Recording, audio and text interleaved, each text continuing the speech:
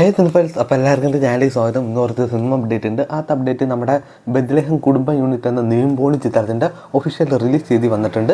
ഈ വരുന്ന ഓഗസ്റ്റ് 21-ാം തീയതി, അതായത് നമ്മുടെ ഗലീഫെ അയാം ഗെയിമും 20-ാം തീയതിയാണ് റിലീസ് ചെയ്യുന്നത്. അതിനുശേഷമാണ് നമ്മുടെ ബെത്ലഹേം കുടുംബ യൂണിറ്റ് ഇറങ്ങുന്നത്. അപ്പോൾ ക്ലാഷ് റിലീസ് തന്നെയാണ്. നമ്മുടെ ഗലീഫ് എന്ന ചിത്രത്തിൻ്റെ അസലായ അവളു എന്ന സോങ് ഇന്ന ദിവസം വൈകിട്ട് 6 മണിക്ക് റിലീസ് ചെയ്യുന്നതായിരിക്കും. നമ്മുടെ മാളവ് എന്ന പുതിയൊരു നായികയെ ഇൻട്രൊഡ്യൂസ് ചെയ്യുകയാണ്. അപ്പോൾ എന്തായാലും വൈശാഖ് ചിത്രത്തിന് വേണ്ടി നമുക്ക് വെയിറ്റ് ചെയ്യാം. ഇനി അടുത്ത ചിത്രം നമ്മുടെ ദിലീഷ് പോത്തൻ്റെ ഒരു ചിത്രമാണ്. ഭൗമ എന്നാണ് ചിത്രത്തിൻ്റെ പേര്.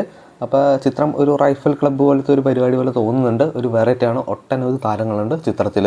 ഇനി അടുത്ത അപ്ഡേറ്റ് നമ്മുടെ ജോഷിയുടെ അടുത്ത പടം നമ്മുടെ ജോജി ജോർജിൻ്റെ ഒപ്പമാണ്.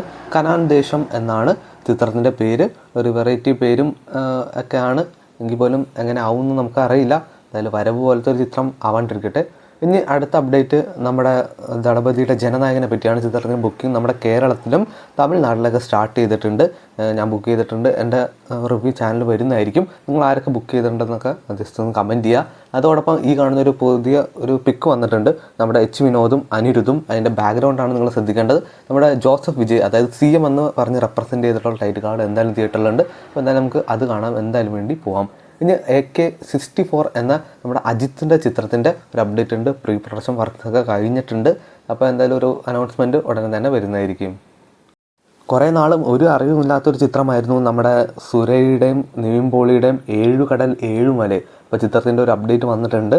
അതായത് ചിത്രത്തിൻ്റെ റിലീസ് തീയതി, അതിൻ്റെ ഒരു ടീസർ ഇന്ന ദിവസം വൈകിട്ട് 6:33 വരുന്നതായിരിക്കും.